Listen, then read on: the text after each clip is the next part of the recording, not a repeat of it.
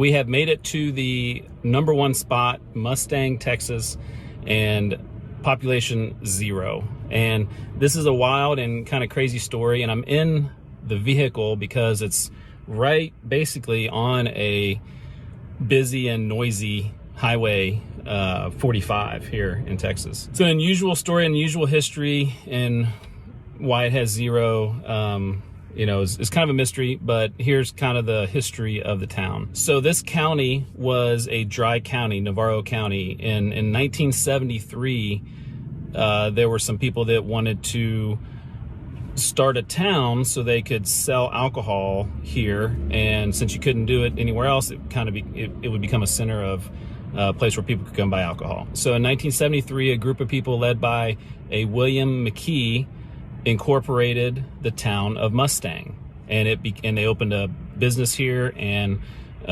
probably a convenience store and a place to sell alcohol. And they did that until about in the 1990s, where other places were able to start selling alcohol as well. So it lost its status as kind of the place in this area to sell alcohol. And by the end of the 1990s, it had its highest population of 47. And then from there, it's gone down, but not for typical reasons.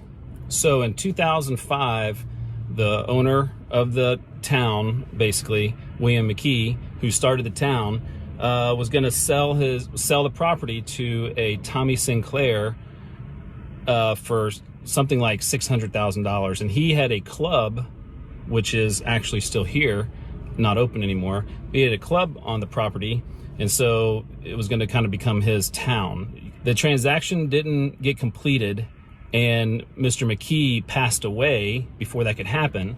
So his wife took over kind of the responsibility of the town, but Tommy Sinclair sued because he was, thinking he should have ownership of the property. And amidst all this, about a year later, the city of Angus, which is basically right next to it here, was going to shut off the water because the town had not paid their water bill. So the wife of Mr.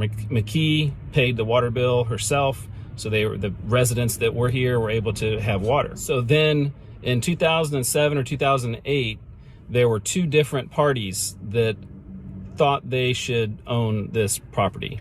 And so they had two separate elections to elect like a council. And within days, they both had elections. And after they had their election results, which were literally a handful of votes, because there weren't that many people here, there were a dozen people here or so. And after those election results, they both claimed legitimacy of the government of Mustang. But another twist, 1 year later in 2009, Tommy Sinclair, who ran that club right there, he was indicted on murder of a man inside that club. And so when that happened, obviously there's confusion. What do we do? What's going on here? There's a population of 21 in the year 2010. And then in the 2020 census, it comes out that there's 0 people living here. And then an article comes out in the Dallas newspaper that Dallas Mavericks owner of the NBA, Mark Cuban, bought the property for $2 million. And in the article, he said he did it to help a friend. So I don't know which friend that was, but he did it to help a friend, and he had no plans for the future of the property. It's 77 acres, and now Mark Cuban owns all this land. It's officially in the eyes of the Texas census, it's still a town, and there's no one living here. What is Mark going to plan to do? Is there going to be any future for the town of Mustang, or is it just going to become a ghost town, an unincorporated community?